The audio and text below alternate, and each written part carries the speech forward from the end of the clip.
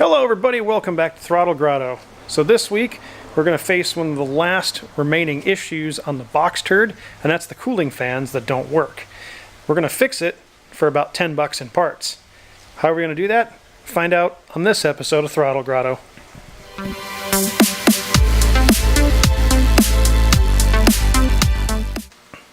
Hey everybody and welcome back. So this week we're getting ready to button up the front of the car, which means doing a coolant flush. Right now it's just filled with water for testing to make sure that I got all the leaks taken care of. Filling it up with actual coolant, putting in the wheelhouse liners in the front, and before I can do any of that stuff, I need to make sure that the cooling fans are working properly. Now I tested them before I put it in the car, and a common failure point on these cars is the resistor that goes onto the cooling fans. So some of you that are already 986 fans might know this, but it's a relatively easy fix, especially if you already have the wheelhouse liners out. Now, Porsche will sell you the whole fan assembly with the resistor attached for, well, let's just say it's not cheap. But it's way easier to fix this yourself and to do it for about 10 bucks. So if you got a little bit of time, you're kind of handy, you can do it pretty easily, and I'm going to show you how right now. Alright, so the first thing I'm going to do is I'm going to test this fan setup and make sure that the resistor is actually bad. So the way I'm going to do that is I've got 12 volts here set up with some test clips, and I'm going to go to the black wire with ground, and I'm going to go to, let's see here, which one is that? That's the white wire off the fan here, and this fan's not in really good shape, but we're using it for testing purposes. So if I go there, the fan's working like it should. You can hear it whizzing away.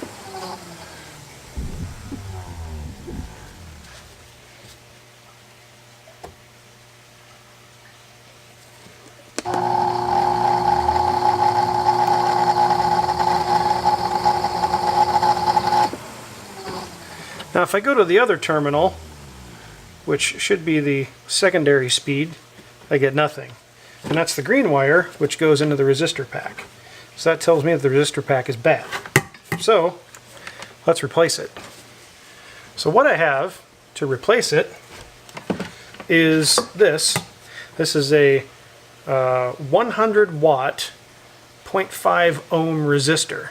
And what that does is just dampens the flow of electricity through the wire, giving you a low-speed fan. So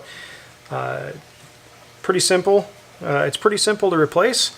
So what we're going to do is we're going to cut the wires and install it in line, and then we'll I'm going to use this as a test platform before I actually go put them in the car, because I can bench test it a lot easier here than I can when it's in the car. So I'm going to install this, and then we'll give it a shot and make sure this works before I actually go put them in the vehicle. Alright, so it really is that simple. I cut off the green and white wire and attached it with, I just got a clip on here right now for testing, but I attach it to one side of the resistor, took the green wire by itself, attached it to the other side of the resistor, and now I'm going to put 12 volts back to it and make sure it works.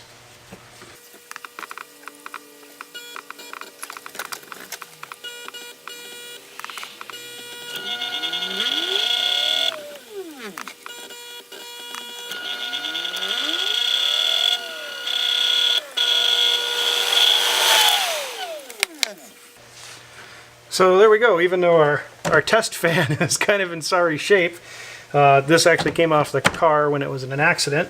So we tested it, and both speeds work now, just like it's supposed to. So now I'm going to actually go mount these into the harness in the car, and then we'll test them on the car and make sure that this repair is done. But 10 bucks for a pair of these on Amazon was way better than going and buying a whole fan assembly with the wiring and the new resistor from Porsche. So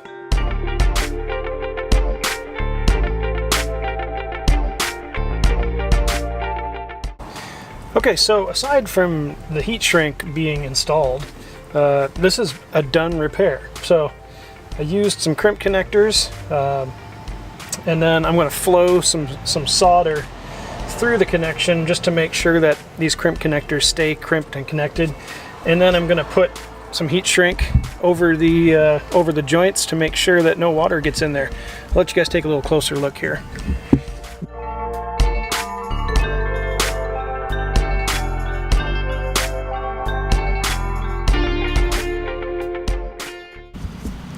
So that's really all there is to it.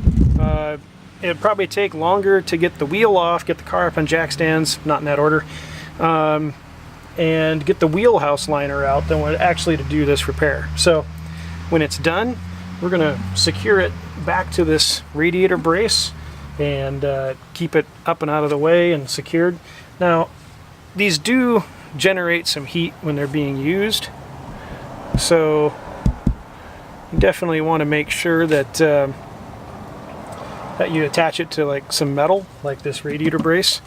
But that's all there is to it. So I'm going to finish this side up. I'm going to go to the other side and do that, and then I'll show you guys the finished result, and then we'll check it out and make sure it works. Alright, so I just started the car up after getting everything buttoned up here, and turned on the AC because that will automatically kick the fans on, and success. Fans are on. So now I've got to bleed the cooling system, and I'm just going to let it run for a little bit and make sure I don't have any more leaks, and then I'll drain it and then actually refill it with the 50-50 coolant mix that's supposed to be in there. So so that's a tip if you guys are going to do some work on a car that you don't really know if the cooling system is going to work or not, is use water, and then you can always drain it. Kind of acts as a coolant flush as well. So alright, so before I go, I'll show you guys the repair with the new resistors in place.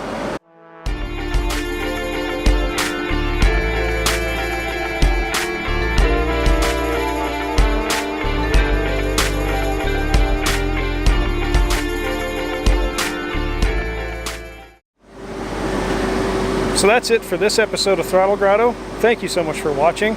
Hopefully this repair will save you some money, and until next time, get out there and work on something.